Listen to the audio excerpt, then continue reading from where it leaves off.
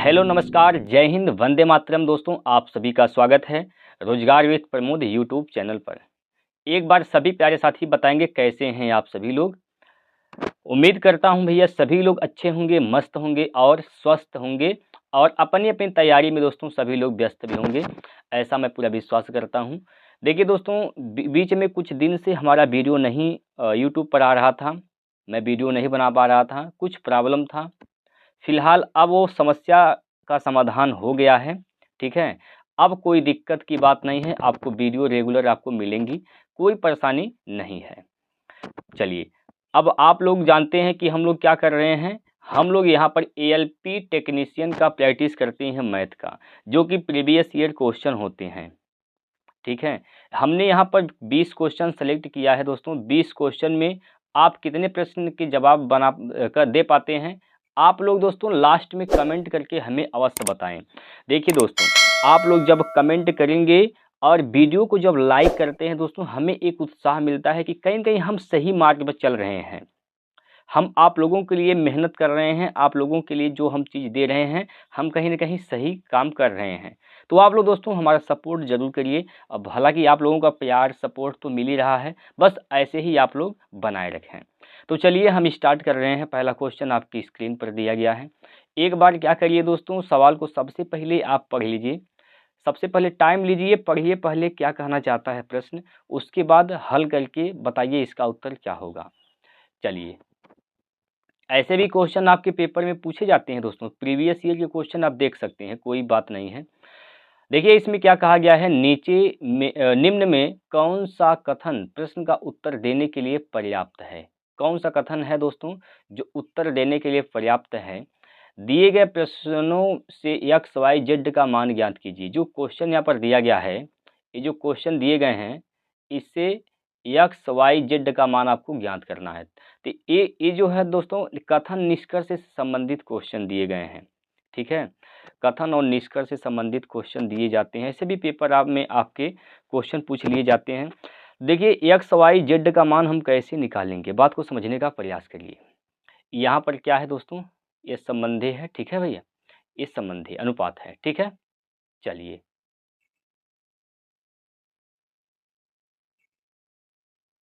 देखिए यहाँ पर ज़रा समझने का प्रयास करिए किस प्रकार से हम सवाल को हल करेंगे। हमें बताना है एक्स वाई जेड का मान। यहाँ पर दे रखा है एक्स प्लस वाई बराबर कितना दिया है, 12 दिया है। एक्स प्लस वाई का मान क्या है, 12 है, ठीक है। और यहाँ पर है एक्स माइनस वाई बराबर क्या दिया है, तो 6 दिया है। एक्स माइनस वाई बराबर क्या दिया है दोस्तों, 6 दिया है। क्लियर है, एक्स माइनस वाई का मान क्या है, 6 दिया है। और यहाँ पर इसके संबंध में दिया गया है दोस्तों, इसके संबंध में एक्स प्लस जेड का मान क्या दे रखा है, 4 दिया है। तो यहाँ से पहले आप इससे हल कर लीजिए, एक्स वाई का मान निकालिए। यहाँ से एक्स वाई का मान निकल ही जाएगा। अब जो एक्स का मान आएगा जेड में यहाँ पर रखेंगे एक्स के स्थान पर, तो यहाँ से जेड का भी मान निकाल लेंगे। मतलब क्या हुआ कि जो कथन दिया गया है पहला और दूसरा, ये दोनों ही कथन एक्स वाई जेड के मान निकालने के लिए पर्याप्त हैं। बात समझ पाए, एक्स वाई जेड का मान निकालने के लिए दोनों कथन पर्याप्त है।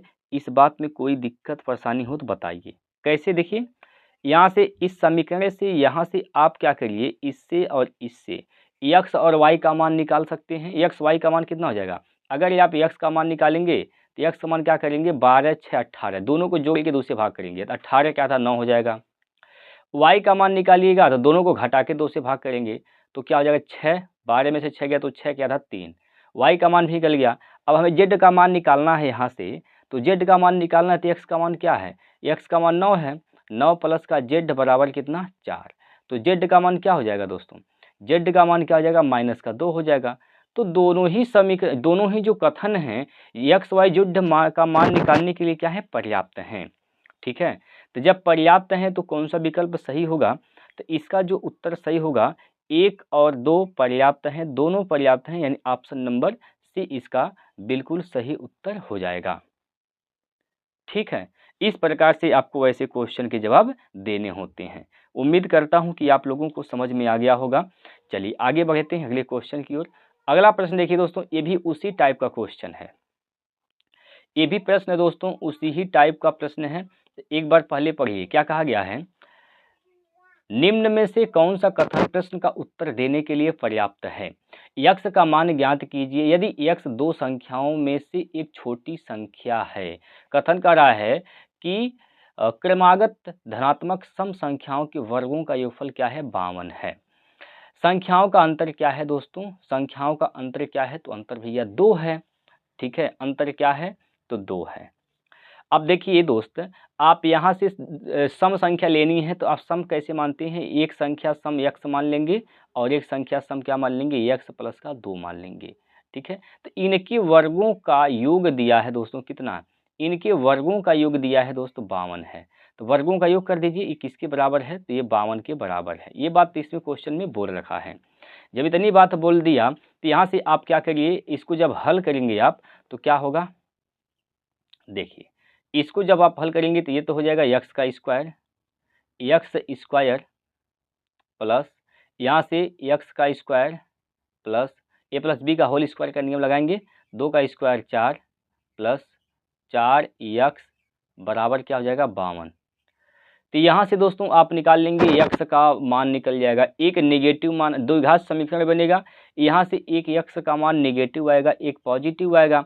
तो आपको नेगेटिव नहीं लेना है, सिर्फ और सिर्फ पॉजिटिव मान लेना है।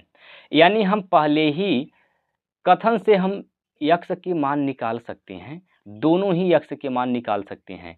इस दूसरा वाला जो कथन है इसकी आवश्यकता हमें नहीं है, तो इसकी आवश्यकता नहीं है तो इसकी ज़रूरत नहीं है।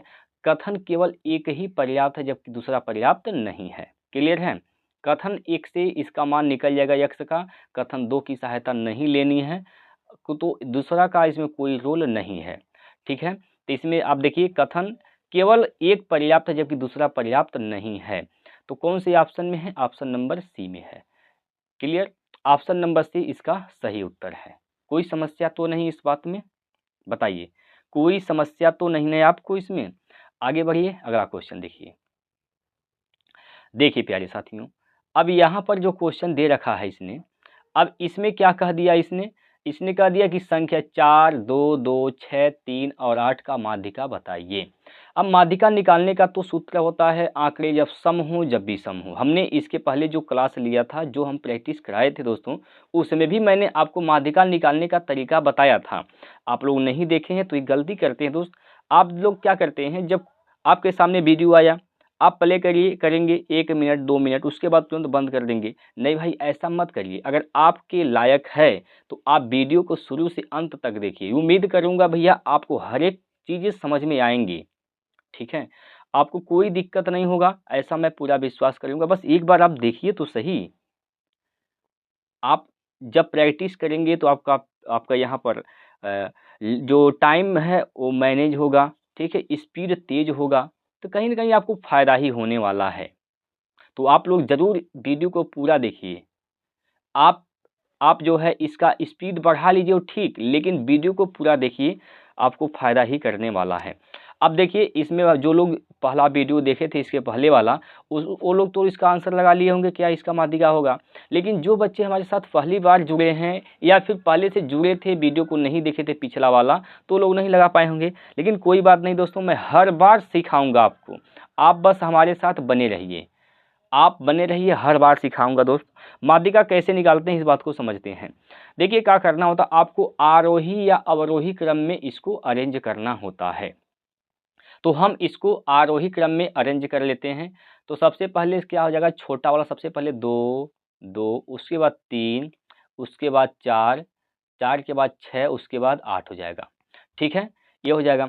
इसका माध्यिका निकालना है, तो माध्यिका माने होती है बीच की संख्या। तो इधर आधा आधा इधर, तो आधा आधा करेंगे तो बीच में तो कुछ नहीं बचेगा भाई, इधर आधा हो गया इधर आधा हो गया, तो बीच में क्या बचा, कुछ नहीं। तो 3 के बाद 4 आया, इसका मतलब यहाँ पर क्या होगा, 3.5 रहा होगा। कितना भैया, 3.5, 3.5 इसका सही उत्तर है। इसके बीच में क्या होगा, 3.5 होगा।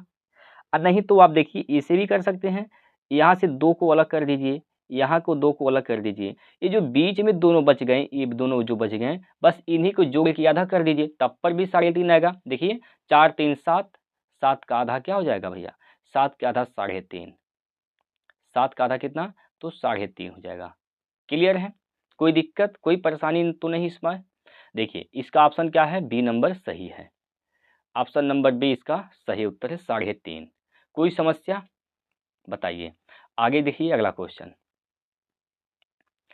अगला प्रश्न है दोस्तों यहाँ पर, ये जो क्वेश्चन दिया गया है ये कक्षा 10 का स्टैंड जो किताब है एनसीईआरटी, बस वही आप वहीं से क्वेश्चन यहाँ पर पूछे गए हैं। हालांकि वहीं से पूछे भी जाते हैं दोस्तों, उसमें आपको मिल जाएगा। देखिए एक श्रृंखला a x square dot dot dot dot कहाँ तक है, ए एक्स पर पावर एन पद हैं। इसमें जो पद दिए गए हैं, पद का मतलब जैसे 1 हुआ, 2 हुआ, 3, इसमें कितने पद हैं, 3 पद हैं। इसमें का तब इसका माध्य क्या होगा, क्या है, विषम संख्या में यहाँ पर पद हैं। जो पदों की संख्या है दोस्तों कैसे हैं, विषम संख्या में है। विषम संख्या का मतलब देखिए इसमें कितने पद हैं, 1 2 3, तो ये जो 3 पद आ रहे हैं, पदों की संख्या क्या है, 3 है। ये 3 क्या है, विषम है। इस प्रकार से जैसे 3 हुआ, 5 हुआ, 7 हुआ, 9 11 13, ये सब क्या होते हैं, विषम पद होते हैं, विषम। ठीक है, तो यही बात बोला गया है, जब विषम पद है भैया तो आपको करना क्या है, इसको समझिए। आपको क्या करना होता है, यहाँ पर क्या हो जाएगा, ए एक्स पर पावर n/2, इसका क्या हो जाएगा, माध्य का, सॉरी माध्य। ठीक है, इसका क्या हो जाएगा दोस्त, माध्य हो जाएगा। ठीक है, इसका माध्य क्या होगा, ए एक्स पर पावर n/2। अब इसको आप डिटेल अगर सीखना चाहते हैं तो देखिए इसका ये जो एक चैप्टर होता है स्टैटिक्स, जिसको हम लोग कहते हैं सांख्यिकी, तो उसमें दिया है। आप लोगों को बस सीखना है, पढ़ना है उस चैप्टर को, तो एक बार कमेंट जरूर करिएगा। तो देखिए इसका उत्तर क्या होगा, option number D right answer है। यहाँ पर इसका सही उत्तर हो जाएगा ऑप्शन नंबर डी। ठीक, आगे बढ़ते हैं। अगला क्वेश्चन देख लीजिए भैया। अगला प्रश्न है, यहाँ पर जो क्वेश्चन दिया गया है इसमें क्या कहा गया है, ये जो क्वेश्चन है ये ज्यामिति का क्वेश्चन है दोस्तों। ज्यामिति के क्वेश्चन भी आपके पेपर में पूछेंगे, आपके सिलेबस में है, प्रीवियस ईयर के क्वेश्चन बता रहे हैं। ठीक है, देखिए क्या कहा गया है, यदि केंद्र O के वृत्त पर एक बिंदु P से दो स्पर्श रेखाएं PA और PB एक दूसरे से 110 डिग्री का कोण बनाती हैं, तो कोण POA क्या है। देखिए किस प्रकार से फिगर बनेगा, फिगर कुछ इस प्रकार से इसका बनेगा। यहाँ पर इसका सेंटर यानी केंद्र है, केंद्र का नाम क्या है, केंद्र का नाम O है। ठीक है, अब यहाँ पर एक पॉइंट है जिसका नाम है P। अब यहाँ से ये दो बिंदु, यहाँ से दो स्पर्श रेखाएं खींची गई हैं यहाँ से, ठीक, एक यहाँ, इसका नाम दिया गया है PA। एक स्पर्श रेखा यहाँ से खींची गई है यहाँ से, इसका नाम क्या है, इसका नाम है दोस्तों B, यानी यहाँ से यहाँ तक इसका नाम क्या हो जाएगा, PA, और ये क्या है, PB है। क्लियर है। जब हम लोग स्पर्श रेखा खींचते हैं यहाँ से, इस पर 90 अंश का कोण बनता है दोस्तों, लंब होता है, यहाँ पर ये लंब होता है, यहाँ भी क्या होगा, ये लंब होगा, यानी यहाँ पर 90 डिग्री का कोण बनेगा और यहाँ भी 90 डिग्री का कोण बनेगा। और ये कितने डिग्री का कोण है, तो ये 110 डिग्री का कोण है। ये कितने का है, 110 डिग्री का है। अब यहाँ पर आपसे पूछा गया है कोण POA का मान बताइए, POA, यानी इस हिस्से का यह मान पूछना चाहता है। इसमें से किसका मान पूछना चाहता है, यहाँ पर इसका, देखिए POA बीच में जो होता है उसी का मान पूछना चाहता है। अब आप देख रहे हैं ये एक बन गया क्या, एक त्रिभुज बन गया, त्रिभुज बन गया। अब यहाँ से कोणों का समद्विभाजित किया गया है, ये पूरा क्या था, पूरा ये पूरा था 110, तो ये कितना हो जाएगा, ये 55 डिग्री हो जाएगा दोस्तों, कितना, 55 डिग्री। ये 55 और ये 90, तो कुल मिलाकर कितने हो गए, कितना कितना हो गया, यहाँ पर 9 5 14 145 डिग्री, 145। त्रिभुज के तीनों अंतःकोणों का योग क्या होता है, 180 होता है। अगर ये दोनों 45 हो गए तो ये वाला कोण कितने का हो जाएगा, ये वाला कोण कितना हो जाएगा, 35 डिग्री, कितना, 35 डिग्री। तो इसका उत्तर कितना से हो जाएगा, 35 डिग्री। 35 ऑप्शन नंबर सी में दिया गया है। क्लियर है, बताइए कोई समस्या तो नहीं ना इसमें। आगे बढ़िए, अगला क्वेश्चन देखिए। अगला प्रश्न यहाँ पर दिया गया है दोस्तों, इस सवाल में कहा गया है कि पानी स्क्वाश को दो मिश्रणों में, पहले में पानी स्क्वाश का अनुपात 4:1, दूसरे में पानी स्क्वाश का अनुपात 3:1 है। इन्हें 1:2 के अनुपात में मिलाया जाता है, मिश्रण में पानी स्क्वाश का अनुपात बताइए। चलिए समझते हैं। दो यहाँ पर मिश्रण है, पहला और दूसरा, पहला है और दूसरा है। क्लियर। पहले वाले में पानी स्क्वायर का अनुपात क्या है दोस्तों? 4:1 है, 4:1 है। दूसरे वाले में क्या है? 3:1 है, 3:1 है। इसको मिलाना किस अनुपात में है? तो 1:2 के अनुपात में है। आप देखिए कोई भी चीज़ जब मिलाएंगे तो कहीं ना कहीं वो डिस्टर्ब होगा, डिसबैलेंस होगा। अगर आपको एग्जैक्टली जिस अनुपात में बोला गया है मिलाना है तो आपको क्या करना पड़ेगा? सबसे पहले जो अनुपात शुरुआत में दिया गया है उसको बराबर करना होगा। अब देखिए यहाँ पर आप देख रहे हैं 4 + 1 करिएगा तो यहाँ पर क्या हो जाएगा? 5 होगा। यहाँ 3 1 4 हो जाएगा। अब यहाँ जो ऊपर वाला जो मिश्रण है उसमें 4 लीटर हो रहे हैं, 4 अनुपात में, सॉरी 5 अनुपात में, और नीचे वाले में कितने? 4 अनुपात में। तो ये तो गलत बात है, इसको बराबर होना चाहिए। तो बराबर करने के लिए क्या करिएगा? ऊपर वाले में आप 4 से गुना कर दीजिए और नीचे वाले में आप 5 से गुना कर दीजिए। अब बराबर हो गया। ठीक है, 4 पंचे 20 लीटर ये भी हो गया, 4 5 चौको 20 लीटर ये भी हो गया। अब तो बराबर हो गया। अब जिस अनुपात में कहा जाए उस अनुपात में मिला दीजिए, बिल्कुल बराबर फिट होगा। तो एक किस अनुपात में कहा गया है? 1:2, तो 1:2 के अनुपात में मिला दीजिए। ऊपर वाले में 1, नीचे वाले में 2। काट पीट करेंगे, 2 से यहाँ पर 4 कट जाएगा, 2 दूना 4। तो यहाँ से देखिए, यहाँ से क्या हो रहा है? 2 चौको 8 और 2 एकम 2। यहाँ से 5 तिया 15 और 5 एकम 5। इसको जोड़िए तो क्या हो जाएगा? 8 5 13 यानी 23 संबंधे 5 2 7। तो 23 संबंधे 7 अनुपात मिश्रण में पानी स्क्वायर का अनुपात बन जाएगा दोस्तों 23 संबंधे 7। किस ऑप्शन में है? तो ऑप्शन नंबर देखिए बी में है। ठीक है, तो बी नंबर ऑप्शन इस प्रश्न का बिल्कुल सही उत्तर हो जाएगा। कोई दिक्कत तो नहीं इसमें? बताइए दोस्तों, कोई अगर समस्या हो तो आप लोग हमें तुरंत बताइए। आगे बढ़िए, अगला क्वेश्चन देखिए। अगला प्रश्न यहाँ पर दिया गया है। इसमें कहा गया है कि निम्न में से कौन सी संख्या 12 से विभाज्य है? अब आप जानते हैं जो 12 है दोस्तों, इसको लिख सकते हैं 3 गुना 4, 3 गुना 4। यानी जो संख्या 12 से विभाज्य होगी वह 3 और 4 दोनों से विभाज्य होगी। तो सबसे पहले 4 से देखिए, तो लास्ट के 2 अंक 4 से कट गया तो पूरी संख्या 4 से कट जाएगी। सब में 12 12 लास्ट में है, 4 से कटेगा, तो सभी तो संख्याएं 4 से कट रही हैं। तो आप चेक कर लेंगे 3 से कौन सी संख्या कट रही है। देखिए यहाँ से 2 1 3 कैंसिल, 3 कैंसिल, 5 4 9 कैंसिल। यानी पहला जो विकल्प है ये 3 से कटेगा, बाकी ये सभी के सभी 3 से नहीं कट रहे हैं। तो पहला इसका उत्तर सही हो जाएगा ऑप्शन नंबर 1।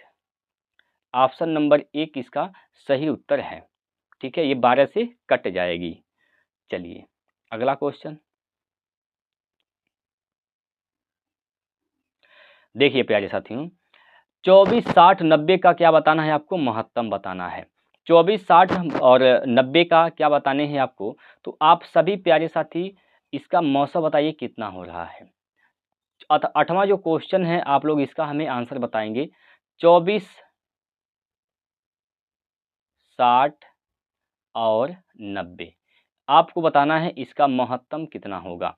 तो जल्दी से सभी प्यारे साथी कमेंट करके बताएंगे इसका महत्तम कितना होगा। ठीक है, इसका जवाब मैं आप लोगों से चाहूँगा कमेंट बॉक्स में।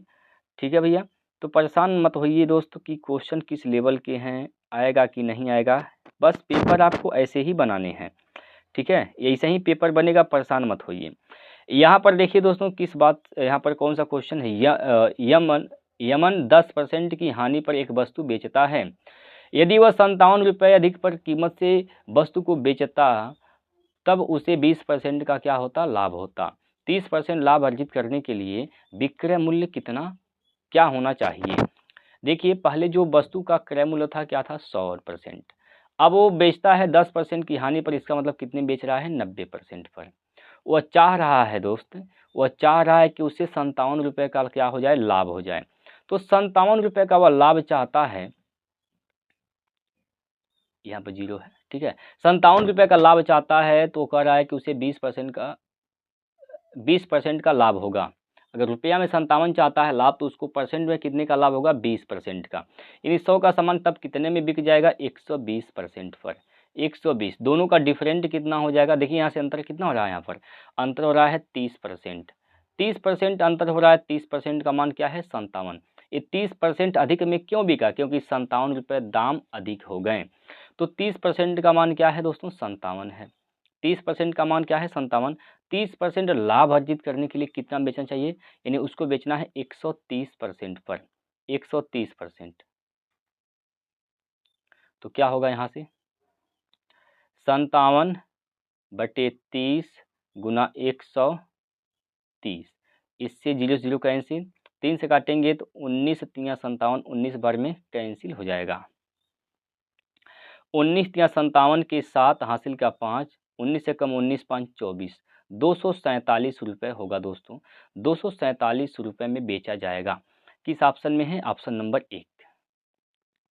ठीक है, 247 रुपये। कोई दिक्कत बताइए, कोनो समस्या तो नहीं है भैया? अगला क्वेश्चन देखिए, हम लोग आ गए हैं प्रश्न नंबर 10 की तरफ। प्रश्न नंबर 10 में क्या दिया गया है? देखिए, पहले नंबर आप सवाल को पढ़िए दोस्तों, 30 सेकंड का टाइम लीजिए, जल्दी से सवाल को पढ़ के आंसर करिए।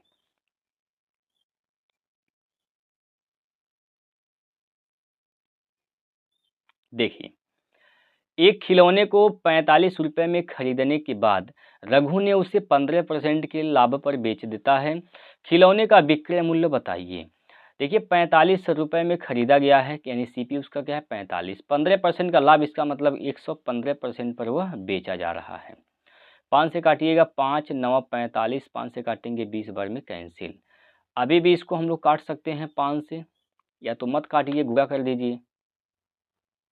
ठीक है, 5 9 पच्चे 45, या फिर काट दीजिए, आप इसको काट के छोटे ही कर दीजिए। काटिए भैया, काटेंगे जब आप इसको 5 से काटिए, 5 चौको 20, 5 से काटेंगे तो 5 दूनी 10, 5 तियाँ 15, 9 तियाँ 27 के साथ हासिल का 2, और 9 दूनी 18, 2 20, 207/4, 4 पंजे 20, 4 एकम 4, 3 बचेगा, हो जाएगा 30, 4 सत्ते 28, 4 पंचे 20, यानी 51.75 रुपये। 51.75 रुपये, ऑप्शन नंबर डी। ठीक है, उसका विक्रय मूल्य क्या हो जाएगा? 51.75 रुपये। अगला देखिए, अगला प्रश्न है आपके सामने यहाँ पर। इसमें देखिए क्या कहा गया है, साहिल 20% की हानि पर एक वस्तु को 280 रुपये में बेचता है, तो वस्तु का बताइए क्रय मूल्य क्या होगा? देखिए, 20% के लाभे पर हानि पर बेचता है, इसका मतलब कितने परसेंट पर बेच दिया? 80% पर। 80% पर बिका है, लेकिन कितने में बिका है? 280 रुपये में। तो 280 के क्या हो जाएगा? बराबर। क्रय मूल्य पूछा गया है, तो क्रय मूल्य हमेशा 100% होता है, यानी आपको 100% के मान निकालने हैं। ठीक है, 100% के मान आपको निकालने हैं, तो क्या हो जाएगा? 280/80 × 100। क्लियर? ठीक है, कोई दिक्कत इसमें? देखिए, 0 से 0 कैंसिल, 4 दूनी 8, 4 सत्ते 28, 2 से काटिएगा तो 50 बार में कैंसिल, 7 5 35, 350। कितना 100? तो 350 इसका सही उत्तर है, ऑप्शन नंबर सी। ठीक है,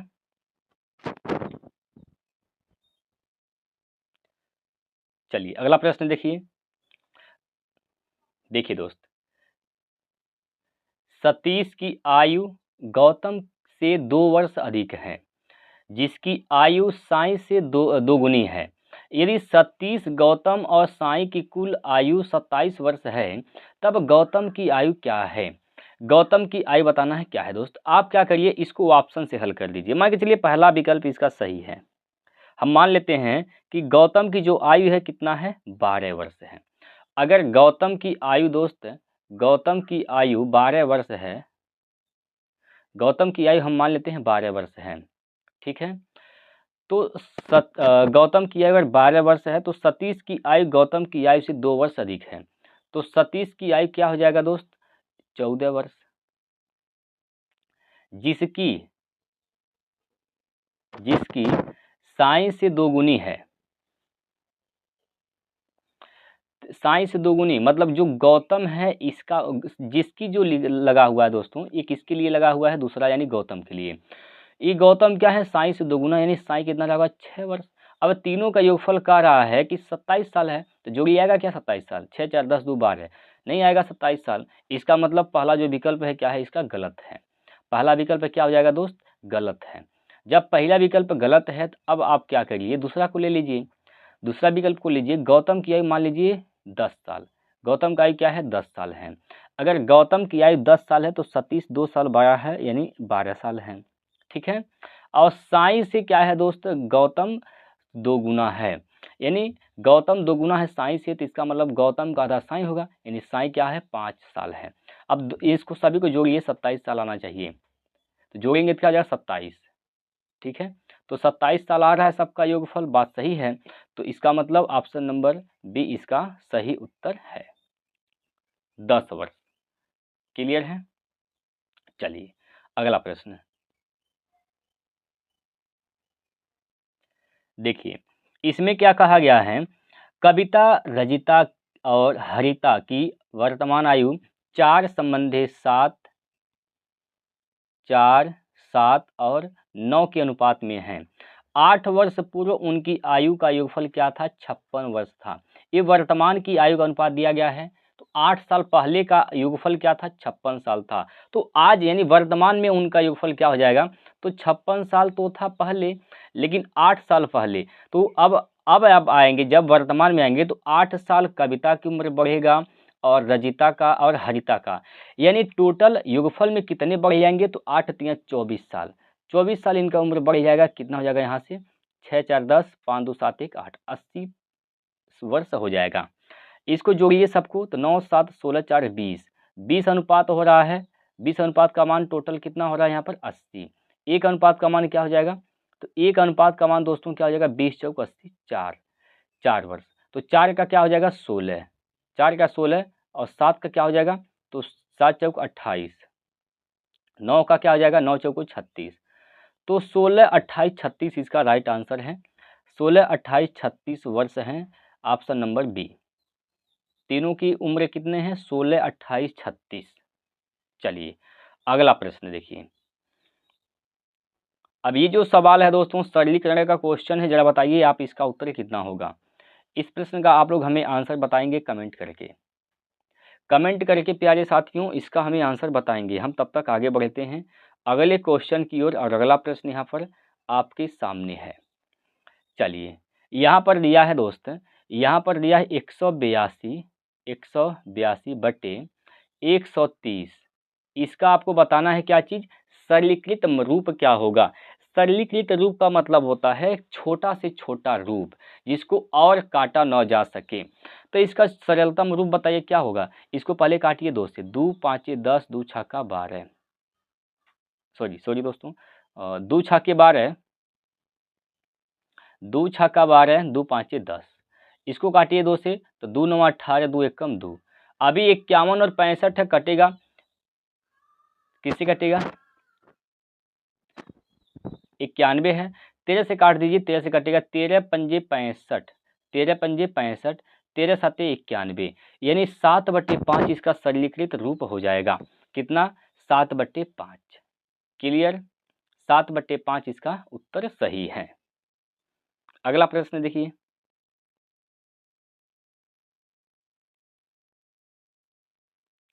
देखिए प्यारे साथियों, अगला क्वेश्चन यहाँ पर दिया गया है, अगला प्रश्न यहाँ पर दिया गया है। यहाँ पर ये जो क्वेश्चन दिया गया है इसमें क्या कहा, इसमें देखिएगा 10 व्यक्ति एक कार्य को 8 दिन में पूरा कर सकते हैं। यानी 10 व्यक्ति जब काम को पूरा करेंगे तो 8 दिन में कर सकते हैं, मतलब टोटल कार्य यही है, 10 × 8, ये टोटल कार्य यही था। ठीक है, लेकिन होता क्या है, होता ये है 4 दिनों के बाद 2 कर्मचारी कार्य को छोड़ देते हैं। यानी 4 दिन तक मिलके काम किए हैं। ठीक है, 4 दिन तक मिलके काम किए हैं, उसके बाद 2 कर्मचारी काम छोड़ देते हैं। ठीक है, यानी 10 व्यक्ति का 4 दिन का काम तो हो गया भाई, 8 दिन करना है, 8 दिन में कर सकते हैं। 4 दिन तक साथ काम किए हैं, यानी 4 दिन करने के बाद 10 व्यक्ति के 4 दिन का काम अभी उसके बचा हुआ है शेष। 10 व्यक्तियों का 4 दिन का काम अभी शेष बचा हुआ है। अब हुआ क्या, 2 कर्मचारी तो छोड़ के चले गए। अब कर्मचारी कितने थे, पहले 10 थे, अब कितने हैं भैया, 8 हैं। तो कितने दिन लगेंगे इस शेष काम को पूरा करने में, x दिन लगेंगे। बस ये दोनों क्या है, बराबर कर दीजिए। ठीक, बराबर कर दीजिए, काट दीजिए इसको। 4 से 4 दूनी 8, 2 से काटिए 2 5 10, यानी कितने दिन लगेंगे, x बराबर 5 दिन। 5 दिन, क्लियर, 5 दिन लगेंगे। ऑप्शन नंबर डी इसका सही उत्तर हो जाएगा। ठीक है, अगला प्रश्न देखिए। चलिए, अगला क्वेश्चन यहाँ पर दिया गया है, टाइम एंड वर्क का क्वेश्चन है दोस्तों, बहुत ही इंपॉर्टेंट प्रश्न है। ए और बी एक कार्य को क्रमशः 10 और 15 दिन में पूर्ण कर सकते हैं। बी कार्य को प्रारंभ करता है और ए 5 दिन के बाद काम में जुड़ता है। यदि वे कुल 60 रुपये अर्जित करते हैं तब उनका प्रत्येक का हिस्सा क्या है। देखिए दोस्त, एक व्यक्ति ए है और एक व्यक्ति कौन है, तो बी है। ए काम को कर सकता है 10 दिन में और बी काम को कर सकता है तो 15 दिन में। टोटल काम कितने हैं, दोनों का लघुत्तम ले लीजिए। दोनों का लघुत्तम क्या हो जाएगा, 30। 10 तिया 30, 15 दूना 30, यानी ए की क्षमता क्या है, 3, बी की क्षमता क्या है, 2।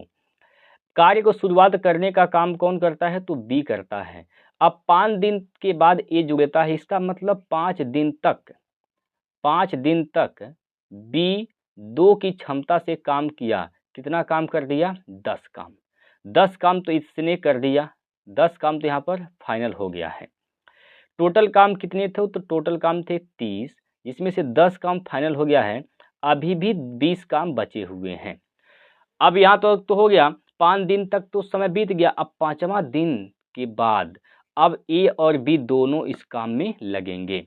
अब 20 काम को पूरा करना है, दोनों जब काम में लगेंगे, इसका मतलब 5 3 दू 5 की क्षमता से काम होगा, तो 5 चौको 20, 4 दिन में ये शेष काम को पूरा हो जाएगा। यानी 4 दिन तक अभी भी बी काम किया है। 4 दूनी 8, भाई 2 की क्षमता से काम किया है 4 दिन, इसका मतलब अभी इसने 8 काम और किया। तो टोटल यहाँ पर बी कितने काम कर दिए, 18 काम। लेकिन ए ने कितना काम किया है, 4 काम। ए ने 4 काम किया है कितने की क्षमता से, 3 की क्षमता से, यानी कितने काम किया, यह 12 काम। 12 काम कर दिया। देखिए टोटल पैसे कितने मिले हैं, 60 रुपये मिले हैं। टोटल जो पैसा है, टोटल काम के हिसाब से पैसा बढ़ता है। तो 30 अनुपात का मान क्या है दोस्त, 60 रुपये। 30 अनुपात का मान क्या है, 60। तो 1 अनुपात का मान क्या हो जाएगा, तो सभी लोग जवाब देंगे 2। 1 अनुपात का मान कितना हो जाएगा, 2। यानी 1 अनुपात का मान 2 है, तो 18 अनुपात का मान कितना हो जाएगा, 18 अनुपात का मान निकालिए तो 18 दूना 36, यानी बी को कितना मिलेगा, 36 रुपये। 12 अनुपात का मान निकालिए तो 1 अनुपात का मान 2, 2 अनुपात का मान 1 अनुपात का मान 2 है, तो 12 अनुपात का मान 24। ए को मिलेगा 24 रुपये, ए को मिलेगा 24 और बी को मिलेगा 36 रुपये। ऑप्शन नंबर ए इसका सही उत्तर है। ठीक है भाई, ऑप्शन नंबर ए इस प्रश्न का सही उत्तर है। कोई दिक्कत, अगर कोई भी दिक्कत है तो आप लोग क्या करिए, वीडियो को एक बार जरूर फिर से देखिएगा। तुरंत वीडियो को बैक करिए, फिर से देखिए। अगला क्वेश्चन देखिए। देखिए प्यारे साथियों, यहाँ पर क्या दे रखा है कि sine theta into cos 90 minus theta plus cos theta into sine 90 minus theta. अब यहाँ पर आप देख रहे हैं, यहाँ पर sine theta into cos 90 minus theta है। तो 90 डिग्री पर जो त्रिकोणमितीय अनुपात होते हैं बदल जाते हैं। तो कास का हो जाएगा साइन थीटा, कौन सा थीटा, तो साइन थीटा, साइन थीटा। और साइन 90 माइनस थीटा है, पहले में जाएगा। पहले में सभी के सभी त्रिकोणमितीय अनुपात 6 त्रिकोणमितीय अनुपात होते हैं, सभी पॉजिटिव होते हैं। और प्लस यहाँ पर जाएंगे वही चीज, कास थीटा, कास 90 माइनस थीटा, तो क्या साइन 90 माइनस थीटा, तो बदलेगा तो क्या हो जाएगा, cos theta, cos theta. Sine into sine, cos into cos क्या हो जाएगा, sine square theta plus cos square theta. Sine square theta plus cos square theta एक सूत्र होता है, क्या होता है इसका मान 1 होता है। तो इसका उत्तर क्या हो जाएगा 1।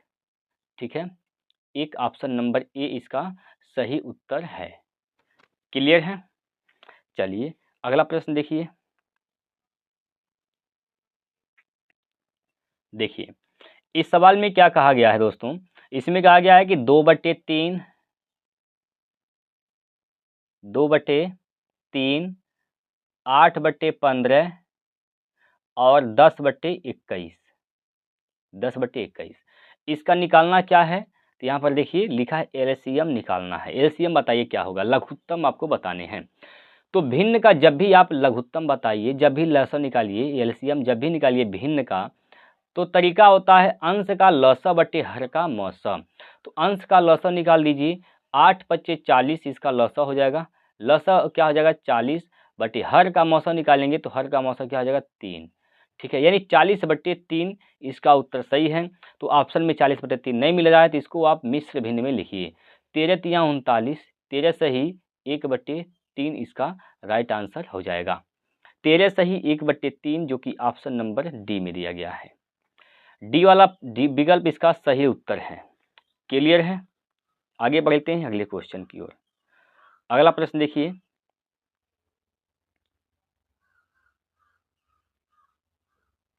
देखिए प्यारे साथियों, एक ट्रेन 63 किलोमीटर प्रति घंटा की चाल से चलती हुई एक रेलवे स्टेशन में प्रवेश करती है और 20 सेकंड में प्लेटफॉर्म को पार कर जाती है।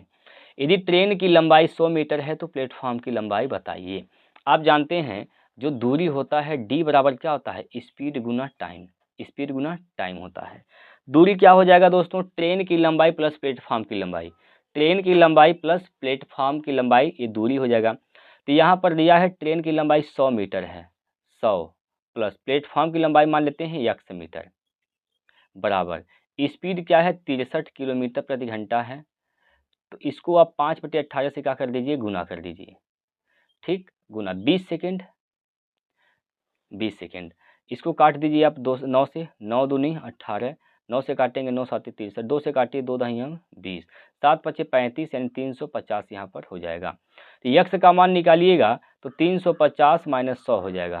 350 माइनस का 100 यानी कितना 250। 250 इसका उत्तर सही है, ऑप्शन नंबर सी। 250 मीटर लंबा प्लेटफॉर्म है दोस्तों। क्लियर है। अगला प्रश्न देखिए। बस इतना ही प्रश्न था दोस्तों, 20 क्वेश्चन हो गए हैं। ठीक है, तो ये 20 प्रश्न थे दोस्तों जो कि आपके पेपर के लिए बहुत ही इंपॉर्टेंट हैं। उम्मीद करता हूँ कि आपको हर प्रश्न बेहतरीन तरीके से समझ में आया होगा। और हाँ, अगर आप इसका चाहते हैं कि PDF लेना तो हमारा टेलीग्राम चैनल है रोजगार विथ प्रमोद, उसको ज्वाइन कर लीजिए। वहाँ से इसका सलूशन वाला PDF भी प्राप्त कर सकते हैं। और इसका पहले मैं देता हूँ आपको क्वेश्चन PDF मैं पहले प्रोवाइड कराता हूँ ताकि आप पहले घर से सवाल लगा कर आइए हमारे साथ बैठिए। ठीक है, पहले एक बार आप अपने खुद सवाल को लगाइए, उसके बाद फिर हमारे साथ बैठिए। आपका रिवीजन हो जाएगा, जो चीज़ नहीं जानते हैं वो भी आप जान जाएंगे। ठीक है, उम्मीद करता हूँ कि सभी लोगों को यह अच्छा लगा होगा, ऐसा मैं पूरा विश्वास करता हूँ। फिर मिलते हैं दोस्तों कल अगले वीडियो में, तब तक के लिए जय हिंद, जय भारत।